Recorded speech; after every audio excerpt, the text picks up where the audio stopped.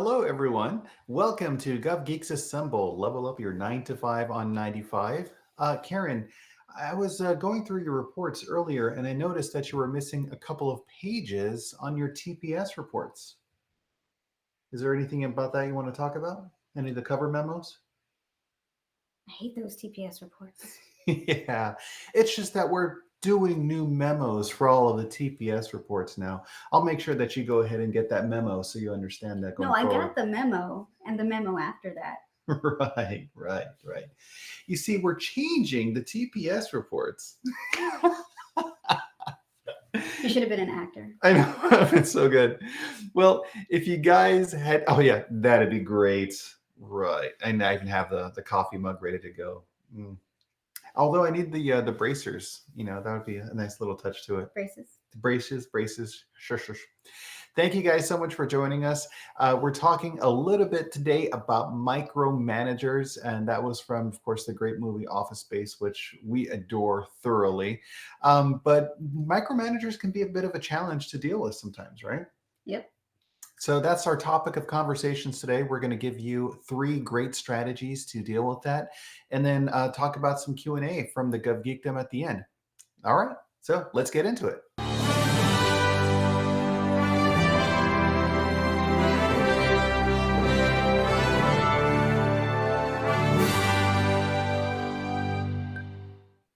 So, Karen, what are your thoughts about micromanagers? Well, we've kind of touched on this before, where sometimes it's necessary to be a micromanager, Right. but it's not something that you want to do consistently and for every employee. So, as you become a manager and a leader, you want to make sure that you are using the appropriate amount of managing resources. Of course. Like I remember a while ago, you had this great theory about the platinum rule. Treat others as they would like to be treated rather than just like how you would like to be treated, because it's about their interests and their needs as well. But sometimes we are in different workplace environments where some people need a little bit more guidance, coaching, mentorship, all of that stuff to A help little bit them. more direction. A little bit more direction, right? Yeah, because what happens sometimes if you're on the job and you don't know how to do something and the boss tells you, get it done, but they're not providing you guidance, direction, or information, that can also be pretty frustrating. Right. Which, how often do we have to deal with on the job training? Yeah, I guess Very so. often. Very often, like all the time. I thought that was a bit of a curveball there for a second. I was going to say all the time. I mean, yeah, on the job training is really kind of where it's at. And in public service and working for government agencies, we have to be able to do a lot with not so much. There's a lot of responsibilities, a lot of requirements, short timelines. But with all of those limitations, there's not necessarily as much tools or people really there to do all of the work. So, yeah, on the job learning is important. So we have a couple of strategies if you're working with a micromanager or if you're feeling micromanaged that might be of value to you. Before we do that, we have this whole theory on situational leadership, and there's a chart or a graphic that I think that we have for you, and it's just basically about like again how a person sees their work, and this is a great thing in leadership styles. There's 4 quadrants on this one. And again, this is a situational leadership theory. There's delegating, supporting, coaching, and then directing. So in the delegating box, that's basically where a person could say, here, Do this. get it done. This is why we hired you in the first place. Please go do this. And then there's more of a supporting role where you could say, all right, here's the activity. I'll be here to help you. I'll be in the background. Let me know if you have any questions, and we'll move on. Then there's coaching, and that's a little bit more about, okay, well, how are things going? Tell me, how are you doing? What are your issues or concerns that you're having? High support and high direction. Thank you. Yes, that is much easier to explain it that way. High support, high direction.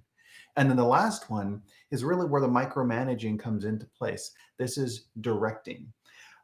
So you are observing and directing every little action or activity that needs to happen. And that can burn some bridges and cause some frustrations. Definitely can. So how do you deal with that? All right, so we have three strategies here to help you deal with all of those. The first is really to set expectations and really agree on what those expectations are. Karen, you've dealt with a lot of political appointees. You've dealt with senior members of agencies and organizations. How do you go about agreeing on expectations with leaders and managers? I think it stems from having that discussion with them from the beginning. And when you're more of an entry level employee, that's a little bit more difficult to get around. But essentially, you're sitting down with your supervisor and having that discussion. They pretty much lay out what they expect of you, and you can also lay out what you expect of them and what you're capable of. Right. If you don't like micromanaging, then understanding that their style might lean towards that, how can you come up with a middle ground? Or maybe you really do enjoy having a very high directive, low support type of leader or type of manager. And that's fine too. Or maybe you need that in the beginning, but then maybe not so much later. So it's always that communication piece where you want to make sure that you all are communicating on how best to get the job done. Right. Communicating. That's definitely the big thing. And I appreciate how you said how you may have needed it at the beginning, but you may not need it later on. So if you're communicating that, that helps. Because what if the supervisor is there thinking, gosh, I'm doing the best that I can. I'm trying to help everyone out. I'm going the extra mile and I'm showing them here's the form, here's how you fill this out, here's the next step. They're thinking that they're giving a lot to help, but they may not realize that they're actually being more damaging than anything else by being so micromanaging. Right. So maybe sitting down with your employee and saying, look, this, how much direction do you need for this? Because I want to make sure I'm not micromanaging too much. So definitely let me know if I need to pump the brakes a little bit. If you've got this, that's fine. It's also important that as the employee, you're keeping your manager up to date on things. Right. Let's say if they give you something to do and they don't hear what's going on and they're trying to figure out, well, what's the status of this? Then they'll ask you. And if there's a repeated pattern of not having that communication of the different points in the project, then you might end up turning your manager into a micromanager because they're trying to understand where everything is and what the status is. So Right. if you're not giving that information, they're going to go to you to get that. So you want to try to make sure that you're having those milestone conversations Right. of where everything stands. And that's why it's so important to agree on what all of that is. So if you know for sure, okay, this is the expectation of what I have to deliver, and they have an agreement and an expectation of what they're going to provide, then it's easier for everyone basically to be on the same page with how they actually go about getting work done. One of the things that I've had with a supervisor in the past, which has worked phenomenally well, is we have basically agreed upon language to help us agree on expectations. So for me, it's the magic word kryptonite. So kryptonite, as we all know from Superman, is the one thing that is a showstopper for Superman. He can go around the world, do everything that he needs to, but as soon as kryptonite is there, then that kind of destroys things. So if at any time he's explaining like different requirements, rules, strategies, expectations, and I feel that either I don't understand, I need a little bit more of a timeout or something to kind of like set more expectations. Timeout. Well, definitely. How many times at work do you just like, all right, I just need a timeout. I just need to calm down. Hit the pause button. Right. That's exactly what that is. So perhaps in having your conversations on agreeing on expectations, you can do something as well. So then later on, when you're in the heat of the moment, there's different activities, requirements, deliverables, etc. It's a quick and easy conversation to solve something up front rather than, oops, I thought you wanted this, or oh, I thought you were asking for that, or can you Ask believe? clarifying questions. Yes, absolutely. Karen, how do you go about asking clarifying questions to help as an employee, not necessarily as a manager or supervisor? I feel like a lot of times the clarifying questions I need to ask are, what is the priority of this? Right. And by when do you want this? What is the priority and by when? Right. Those are the two key things that usually people won't provide you. So they may be thinking, if I'm telling Karen to get this done, that means I want it now. Whereas I could be thinking, okay, well, after I get all these other things done, then I'll work on this. So if there's no clear expectation on when you want this and how important it is, then we might have an issue. Of course. And then that's also great for having a larger conversation, because if they want everything now, well, you can't really have everything now. So, as part of the conversation, you could say, well, I can push this up, I can move this back, I can work with this other person to do this, have that conversation. I can delegate it to somebody else to do. Of course. Yeah. So that we're meeting everyone's expectations, and then you're on the same page with them as well. Because also, you want to be able to manage your own ability to deliver well enough to the agency or organization that you're working with. Because if you're feeling overwhelmed, then you can't really get the job done. And then that's going to be a detriment. And later on, it's going to be something where the supervisor is like, gosh, I thought I trusted you with this one. You kind of let me down on that one. No one really wants to have conversations like that. So if there's agreement on what the expectations are, that's a whole lot easier. Right. And I especially love the part where you said, what is the timeline? that's really good. So it just opens up a good dialogue and a good conversation, I think, which is fantastic. All right, so that's strategy one, making sure that you are really good on expectations. So the second one is really connected with that, and it's communicate early and often. You talked a little bit about having the conversations with supervisor or supervisor with the employee about all that. What does communication look like, Karen? Like how can you best communicate? Any way that I think one thing to clarify is, how does your supervisor or manager like to receive communication? Of course. Which I will highlight, one of the development retreats I went to, Lacuna. They highlighted this point, which kudos to Lacuna. Thank you guys so much. Which that you know this, but actually hearing it, or what is it? We know this.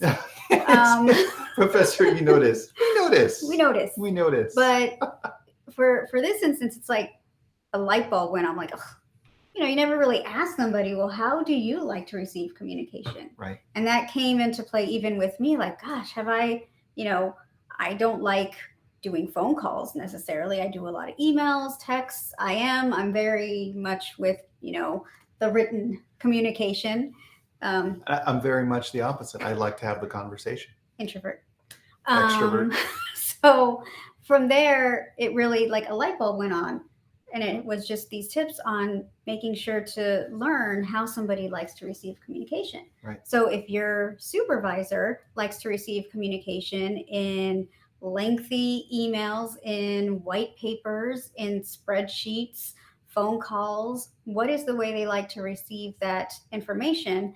Then you can agree upon, okay, if you like seeing spreadsheets, how about I put together a project task tracker, and you can take a look at it, or we can meet every week on it to see where everything stands.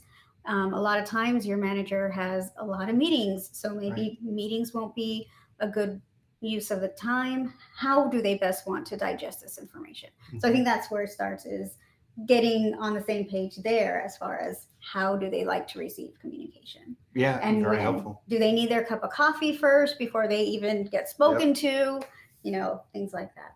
Those are all very important. And, it's interesting because we're talking about where we are at a staff level, speaking with a manager at their level. So it's not always just about what it is going down, but you're also trying to manage up as well.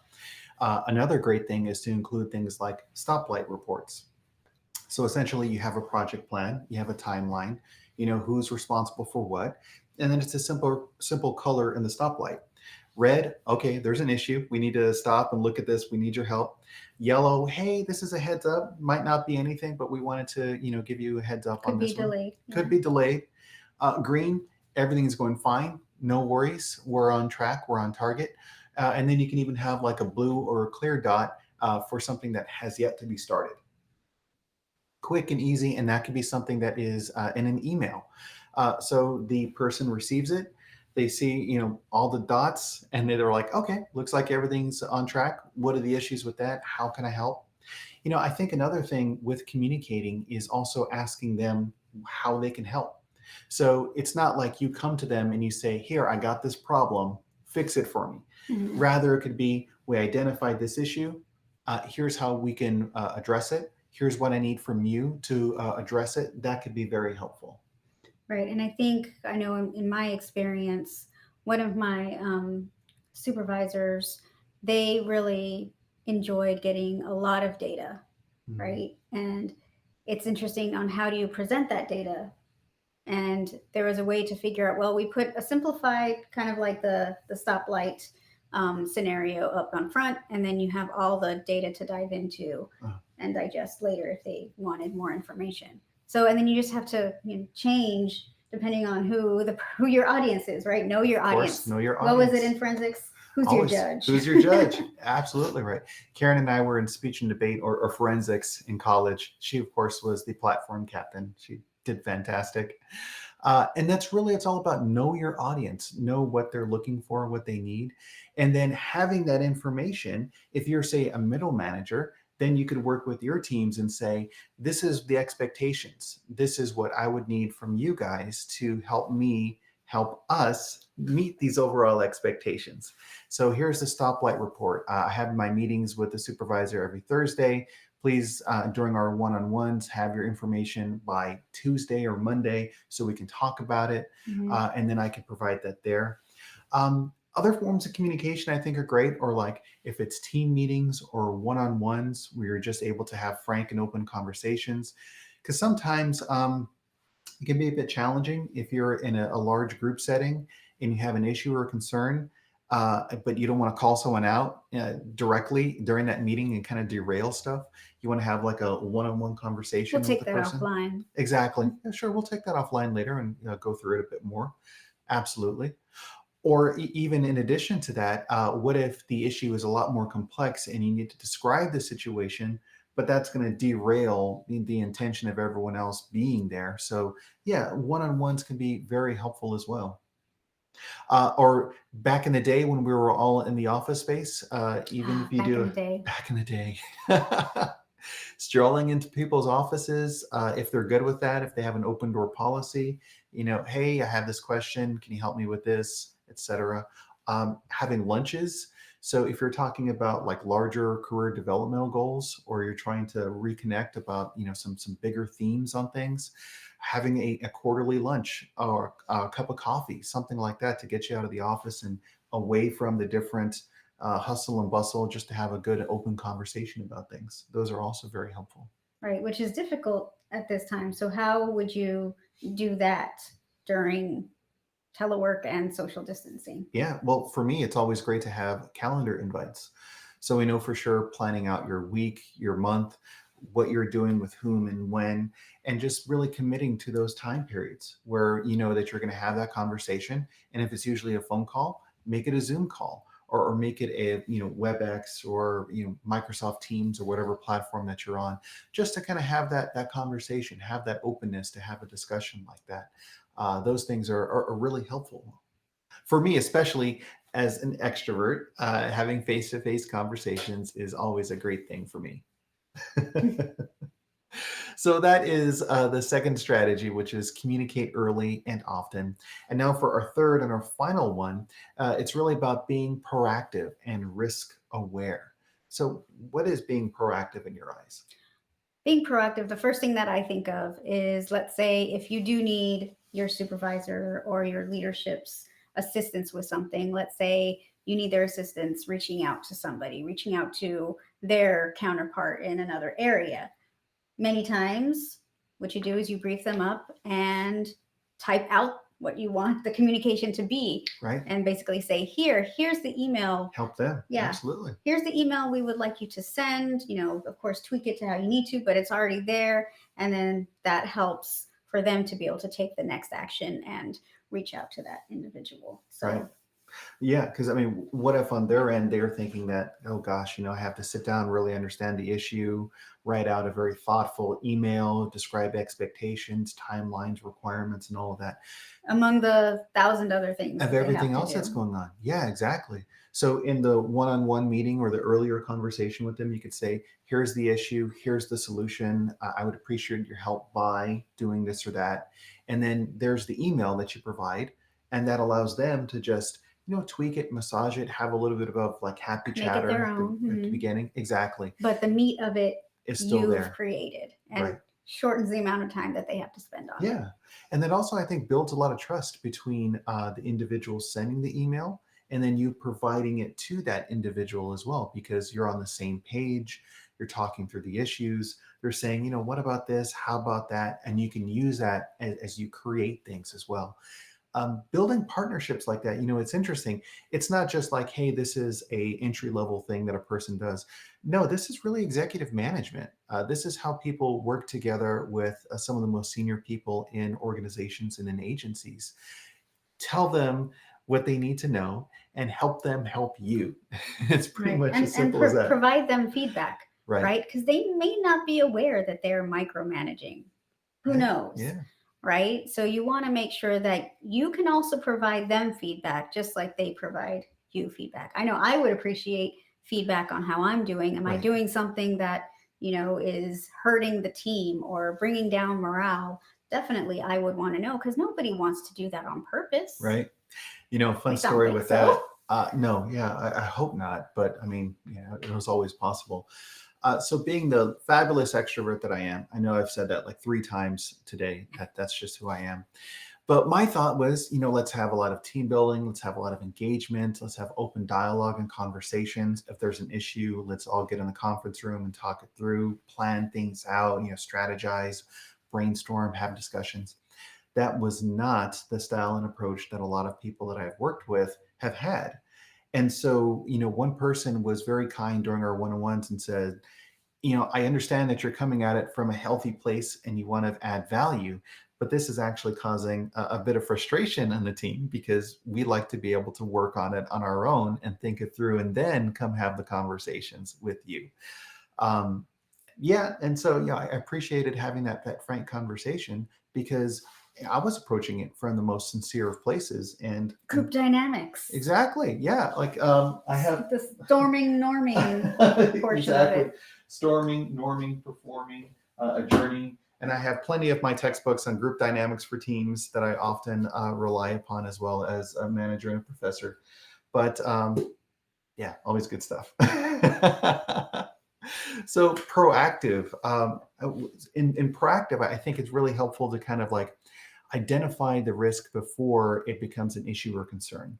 Like if you think about it as a dashboard where you know that there's a check engine light or other things, that's not saying that there's a problem right now, but potentially this could be something that would pop up. Just like you have your gas gauge as it's continuing to be full and then going down, down, down, like, all right, I have maybe a little bit more time to handle things before it becomes a real problem. Right. But you want to make sure your supervisor, your leadership, they're aware of this. Absolutely. And even if you have it in your beautiful stoplight presentation that you maybe email to them or anything like that, make sure you sit down with them and they understand, look, this is an issue. We're having an issue and it's going to derail this whole project. So we want you aware.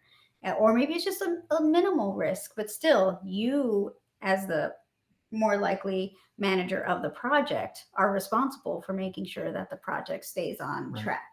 Right. And informing leadership of where it stands, if there are any issues, and if you need them to step in, so that they don't end up being a micromanager because maybe you did not communicate that early enough. Right.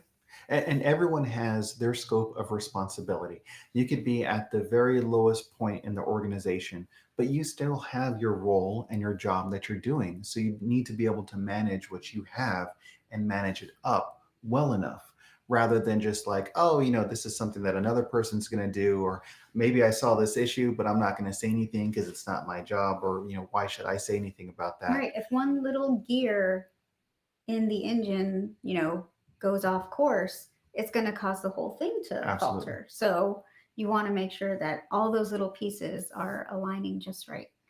And that's key to continued career growth. You can take that with you from entry point all the way to the most senior positions because it's as valuable at all levels. So those are three strategies to really help you work with a micromanager. The first one is agree on expectations. Second, communicate early and often. And then lastly, number three, be proactive and also be risk aware. Right. Which I think some of these can even be tied to helping you to not be a micromanager. Yeah. But the key also is sometimes you may have to use that high direction method of supervising. So we've got just about 5 minutes left here in our show today, and we're going to go ahead and get into now questions from the Gov Geekdom. We're excited about this. We get questions in every now and again, either through our one-on-one conversations that we have or presentations that we give as well. If you have a question, please feel free to send it an email to us or head to thegovgeeks.com for more information about signing up for different activities, letting us know what you're thinking about, and we're happy to talk about it here in this platform as well. Okay, so our two questions that we have are, first off, what are some of the benefits from a government job? I guess a lot of people will say stability. You are pretty much stable in that job. Very difficult to fire individuals, but it is a very stable career. I definitely like that one as well. Right. And all the benefits with insurance and Insurance, eye care, leave. We're dental, very lucky. medical, right? Yeah, we're very lucky to be able to have paid leave. Sick leave, paid leave, a lot of holidays as well, federal holidays. Those are great. I think personally for me, it's the idea that you can do things in government really that you can't do at other places because the work that we're doing is inherently governmental. It has to be done by a person that is representing the people in that position that they have. They have a delegated authority to do that type of work. And being in that position, it's really cool. All of us in federal government, as we take our oath of office when we're entering it in, that's just something that is very meaningful for us. So it's Right. certainly I was there. looking at it again, yesterday and just taking in those words again, and why we are in the positions that we are. And I think one of the benefit or the main benefit for me, I mean, it's a definitely added benefits of all the other things, but it's just being able to serve a higher purpose and to help the public, I think is one of the highest benefits, at least for me. That's awesome. We have our next question here. Are all of the government jobs in DC? Federal jobs, There's a lot of them here in DC. high concentration here in DC. Yeah. Yeah, but I mean, the federal government is the biggest purchaser of goods and services, as well as one of the biggest employers in the world. There's jobs that you can do for the federal government everywhere. I mean, there's different regional offices, posts, and commands that are spread throughout the world. So if you're interested in a fulfilling career that can take you to different places in the world, the federal government could definitely be that one. Yeah. And we go a little bit more into detail in some of our other presentations about the different pay scales based on your locality. So that's one of the key things to keep in mind is that a GS9 in one location will pay different than a GS9 in another location. Right. And that's based upon locality pay adjustments.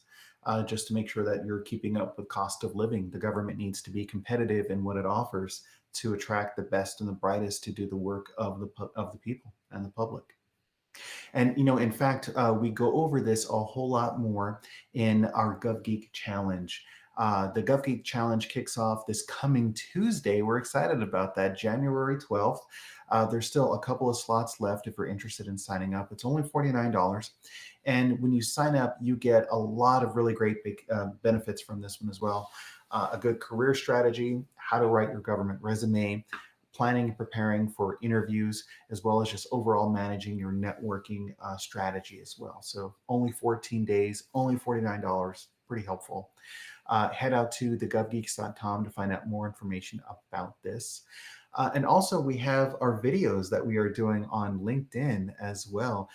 Resume Basics, a 9-part series. I think we're on part 5 now, but all of the videos are saved there as well. So please feel free to head to LinkedIn every Wednesday, and you can see the other information there on the other videos. All of this, of course, is saved at thegovgeeks.com. So head out to that website there for that. Karen, do you have any other thoughts on micromanagers? I think just you want to make sure that you maintain that communication and provide the feedback so you all are on the same page. And if that type of leadership is not working out for you, then it's time to reflect a little bit and see what the next step is. Very good. And we are here as career coaches to help you along the way. So thank you so much for your time. Thank you for the journey. Stay safe. And we look forward to seeing you next week for Gov Geeks Assemble. Thank you so much. Thank you for your service. Thank you for your service.